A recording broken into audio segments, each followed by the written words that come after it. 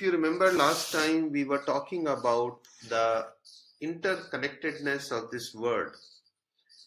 We were talking about how everything in this world is interconnected.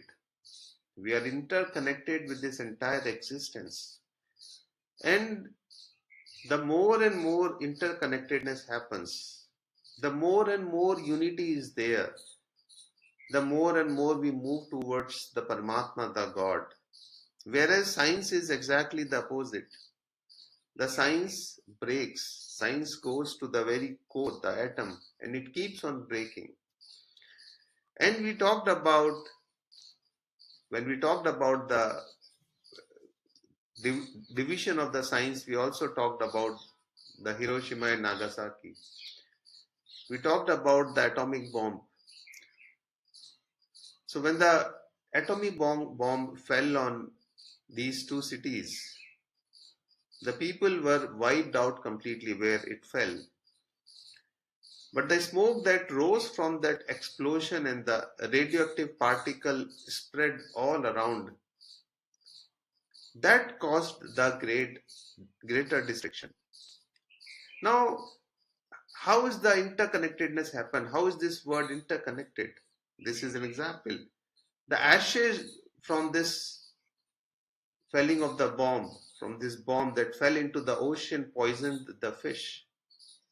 Now there was no way to purify these fish now, because the radiation was there. The people who consumed those fishes absorbed radioactivity into their bones. Now their bones became toxic.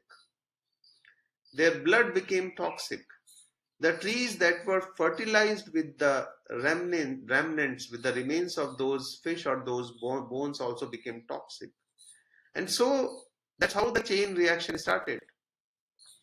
Now scientists say the very scientist who created the bomb, the very scientist who, the biologist, the chemist, the physicist, there's no way to control it.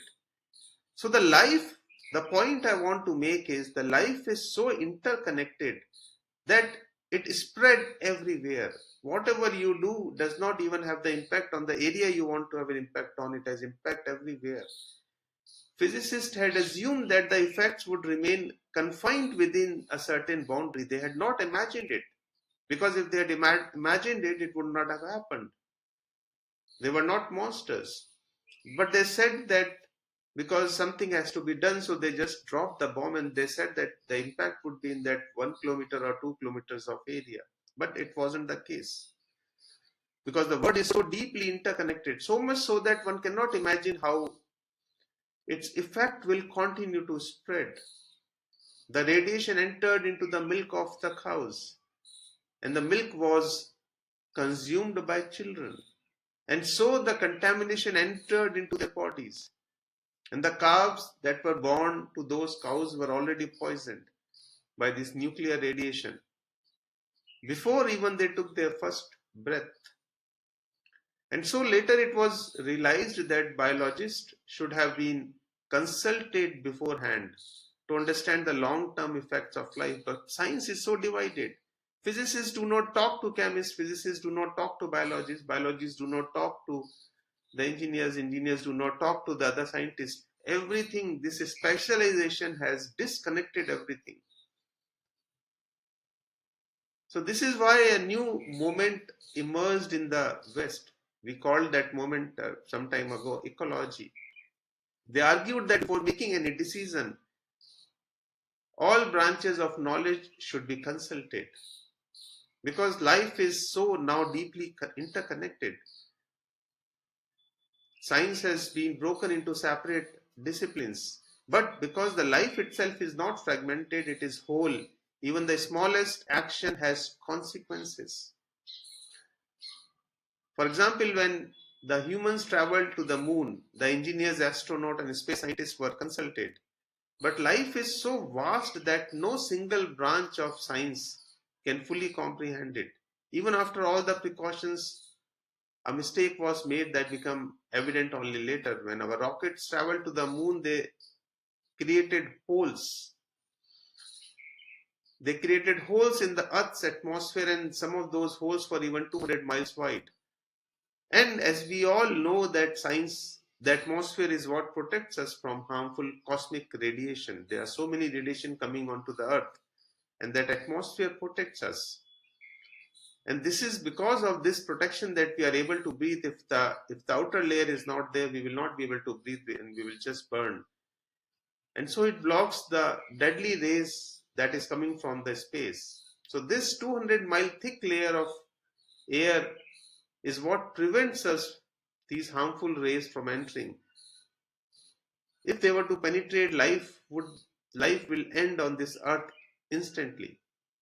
And for the first time in the earth history, toxic cosmic rays entered through the holes created by these rockets. Scientists only realized after after it happened. And some experts also believe that the rising incidence of cancer is because of these atmospheric breaches that were created because the rockets went to, and now it's a very simple process. So many rockets go. Now there is no way to stop it. And yet the plan for space exploration continues. We have not stopped it. And these facts are always hidden from the general public. They do not come in the debates and all that. The oceans have become increasingly toxic. The poisons released by our industries and factories are contaminating the seas. And life is so interconnected. The ocean is not an isolated entity. It contains plants that produce oxygen, the oxygen that we breathe. Without them, we cannot survive. These plants are dying, reducing the amount of oxygen in our atmosphere. And so scientists say that the past 300 years, oxygen levels have decreased to such an extent that it is a miracle that humans are still alive. And last couple of decades, it has gone to the extreme proportion. Scientists assume that if the temperatures of the earth were to go beyond 1.5 degrees, we cannot survive. And it has already passed that. And this time, this time uh, the the ice in the Antarctica has been uh, melting at an alarming rate. People are alive but lifeless, as health has deteriorated significantly. So life is a unity. Everything is connected. If you imagine a spider's web, if you just shake one thread, the entire web will tremble. It won't affect that one thread. And this is how the life works. A small disturbance can shake the entire fabric of a. This interconnected web of life is what we call as God. We are looking at God in form of some deity or some, as if the God is sitting in a temple or God is sitting in a church or God is sitting in a mosque. This interconnectedness of the life is what a God is. And science fragments things, and in doing so, it fragments itself. This is a very basic understanding of the science. Whereas the Dharma, on the other hand, it unites, and in doing so, it remains the whole, it remains the complete. So maybe the day humanity matures, there will only be one Dharma in the world or one religion in the world. Right now, there are so many religions because even the religions are also divided. And it may be called as a religion of unity. And as science progresses, it will lead to the emergence of countless specialized sciences. So you see what is happening. The Dharma or the religion, if it is going in the future, it should unite. It should be one. Where the science going into the future is more and more specialization are happening every day. There are so many doctors. There are so many kinds of engineers. There are so many different scientists of different kinds. So another point is that God is not a theory. When I tell you this in the form of theory, because that's all I can do, but you experience it. The God is an experience, just like love is an experience. A person who has never experienced love may read thousands of books about it, may accumulate vast knowledge, because there are so many books, so much words have been written about it, and so they can accumulate vast knowledge. And yet, if they have not experienced it, they will fully not know what love is.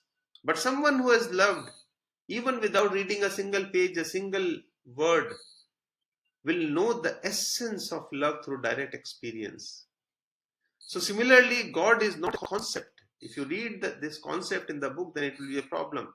In mathematics, theories exist, but there is no need to experience them. They have no connection with the personal experience. You can just prove those theories, read those theories, but there is no personal experience. But in spirituality, in Dharma, in religion, experience is everything, not theories. And that is why those who search for God merely through intellectual debate get lost in the meaningless wandering. That is a problem of intellectualism. But those who transform themselves, those who go towards the direct experience and enter into a new dimension of existence, finally find Him, inevitably find Him. And then intelligence is not your completedness. Intelligence does not make you whole. You are much more than your intellect. Always remember that. Do not forget that. Just as this hand is only a part of my body, I am more than this hand. I'm not this hand. And just as a foot is only a part of me, but I am not the foot. And similarly, your intellect is just one instrument, just a tool of your being, a single instrument. It is not you. You are beyond it. But the problem is that the intellect has taken complete control of us.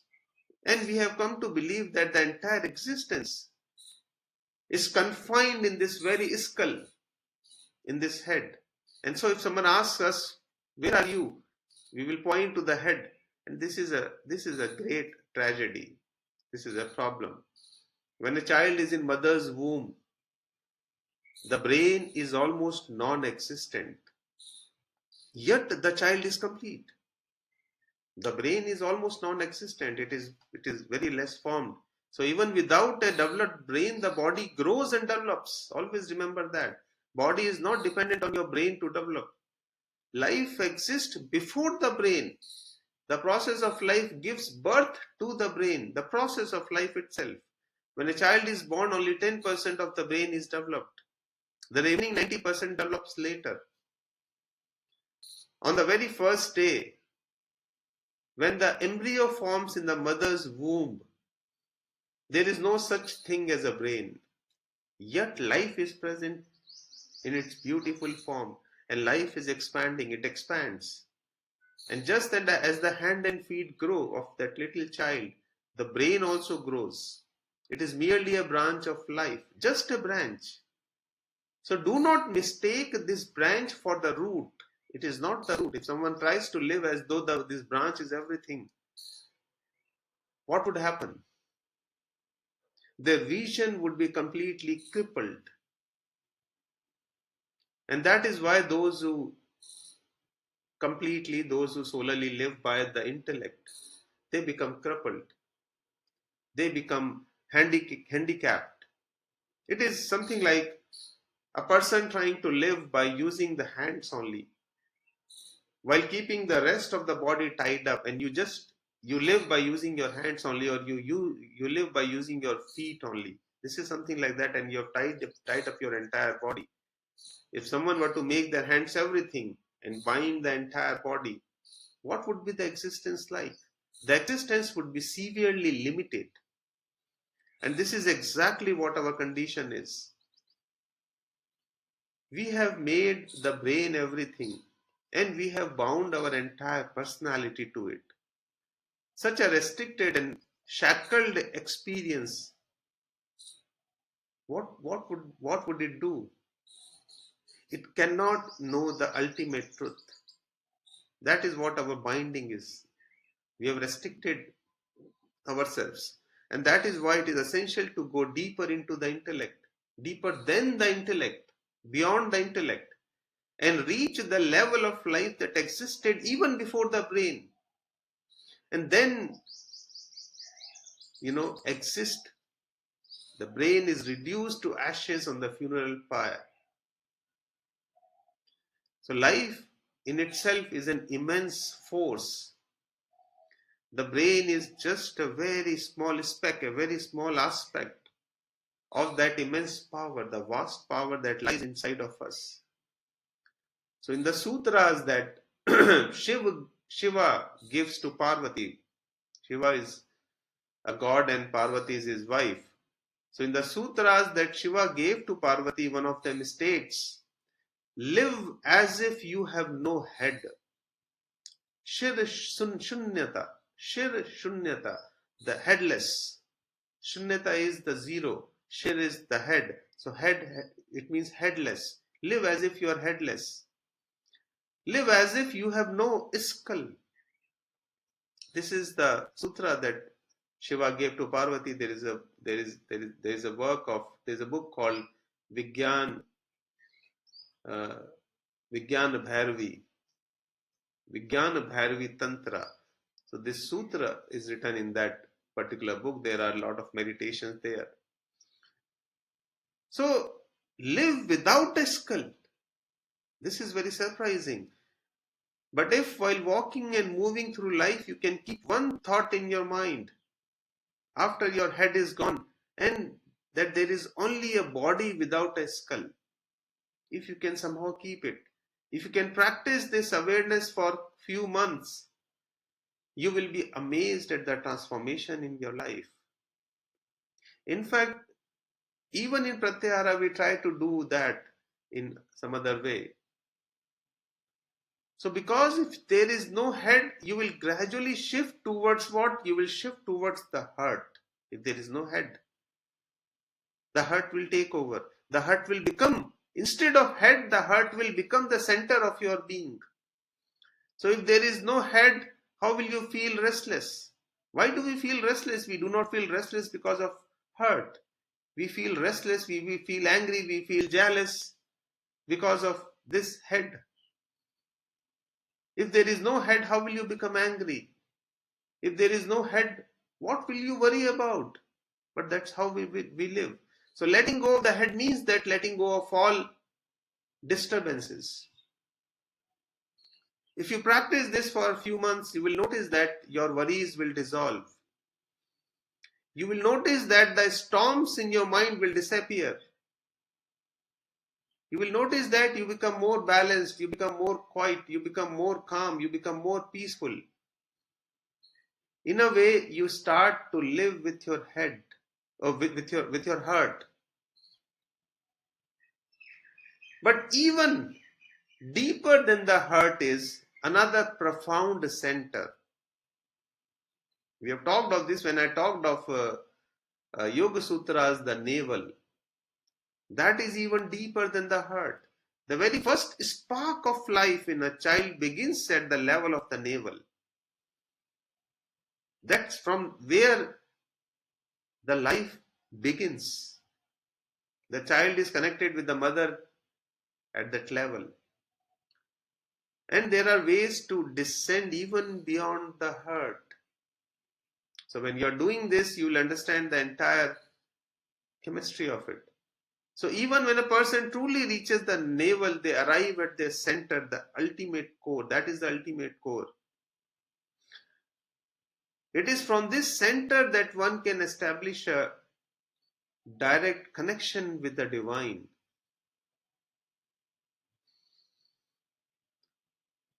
And so now this sutra, Asino dur vajati shayano yati parvatah, kastam madamandah devam madanyo gyatu maharati. So this is a sutra from Kathopanishad that we are reading. This sutra says that supreme being remains seated yet reaches everywhere. That supreme being remains seated yet reaches everywhere. And even while asleep, he moves in all the directions. Who else apart from me, Yama is saying, who else apart from me can know that divine entity who does not become intoxicated by his own grandeur? Because we are always intoxicated by our grandeur. When I earn a lot of money, I become very egoistic. I'm intoxicated by my money. So it is saying that who can know that divine entity who does not become intoxicated, because the entity is divine only when it is not intoxicated by his own grandeur. So this is almost like a poetry, an indication of the non-dual beyond all dualities. When we do pratyahara, I always talk of the duality because we live in duality. Should I take this decision or that decision? Should I eat this or should I eat that? The pain and the pleasure, the day and the night, the sadness and happiness. So we always live in dualities, and this is beyond the duality. That supreme being remains seated, yet reaches anywhere. Now, this statement seems to be very paradoxical. How can someone reach far without moving? And the sutra is saying this: to go far, one must walk. We reach to places by walking, by moving. But this is the language of the poetry which unites the opposites. Yama says that supreme being remains seated yet reaches everywhere. Even while asleep, he moves in all directions. Who else apart from me knows that the divine entity who does not become intoxicated by his own grandeur?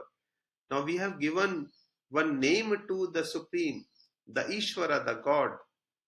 The meaning of Ishvara is one who is full of grandeur, who is full of luxuries, who is full of opulence. That's what our God is. So Ishvara is the one who possesses all wealth, possesses all power, and possesses all magnificence. But the moment a person acquires a little wealth, the ego comes up. If you see our leaders, if you see the CEOs, if you see the people who have got a lot of money, our politicians, the ego is so high. When a small amount of riches can make a person arrogant with some material prosperity, when it starts walking with the pride. So wealth is very intoxicating. Wealth is like an alcohol. So if a wealthy man suddenly loses his fortune, let's assume, the arrogance will completely vanish. He will walk, his walk becomes sluggish. He just as if he has just risen from being a drunkard after a hangover. The intoxication is gone, but the memory lingers, creating a void. So Ishvara is the ultimate opulence, and yet there is no arrogance in him. The God is God has the ultimate opulence, but there is no arrogance of that opulence. So this statement transcends duality. He does not become intoxicated by his own grandeur. There is no ego in him for that grandeur, of that grandeur. Despite being weak, despite being, insignificant, powerless, still cling to ego, I exist. But if God had ego and declared I am, that would make sense. He does not make any such proclamation, though he is full of grandeur. He does not say that I exist or I have or I am. And that is why no matter how loudly we shout, where is God? I want to see him. The words, the arguments, all of these things fails to provoke in him to appear before you. All the time we are saying, if only you come to me, only then I'll say that the God is there.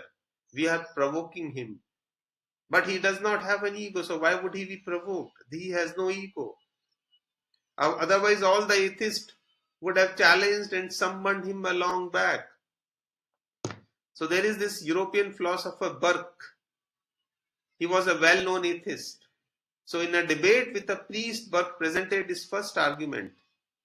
He took off his watch and he held it up and said, I challenge your God. If he is truly powerful, let him stop this watch right now. If the second hand stops at exactly 8 o'clock, I'll accept that he exists. A very small work, a very minute work. Just stop, because any kid can do that. But the watch keeps ticking. The watch kept ticking. So it proves that no God exists, he says, because the watch kept ticking. God did not intervene. And Burke laughed and said, here is the proof that God does not exist. He cannot do such a small task. If he were omnipotent, if he could have done such a small thing, if he is everywhere, even a small child, would do it by smashing the watch. It's not a big deal. So what was Burke really doing? He was merely challenging ego of the God. He was merely trying to provoke the God. And he failed to understand the real issue. Had it been some person, he would have said, okay, such a small task, okay, let me do it. If it proves that I am and I exist, okay, let me do it. If the God were God were an insignificant person, but God has no ego. And that is why he cannot be provoked or he cannot be challenged. Always remember that only small minds can be provoked. Always remember that. The vast and the infinite cannot be provoked, cannot be steered by such trivial matter, or for that matter, any matter at all. In reality, only this is like a hiccup, or this is like a hiccup, very small hiccup. It is not the vast, endless ocean. No matter what you say, it does not affect the infinite. The infinite is not moved by this. The God is not moved by this. Whether your words exist or not, it makes no difference to him, because this is what the Supreme Being is. And we try to provoke him all the time. So always remember this unity. Dharma is always uniting. The purpose of Dharma is to unite. If a Hindu said, if a Hindu priest says that go and fight the Islam, then this is not the Dharma. This is merely a distorted form of a religion. A religion becomes Dharma when the unity happens. And eventually all religions should unite, or because eventually all dharmas should unite. And why the unity? Because unity is the only way we can feel our existence with this entire universe. We are always connected. The moment you feel this connection, everything inside of you will change. Yasmin sarvani bhutan. When you feel connected with everything, even the smallest entity in the world, then the real transformation begins to happen. When you see yourself in that person, when you see yourself in that thing, the real change happens, because now you cannot become angry with him. Now you cannot curse him. Now you feel a great compassion. And the compassion is the building block of your being a human. When I talked of four things, if you remember, I talked of endless compassion. Compassion without any condition. That is the first thing.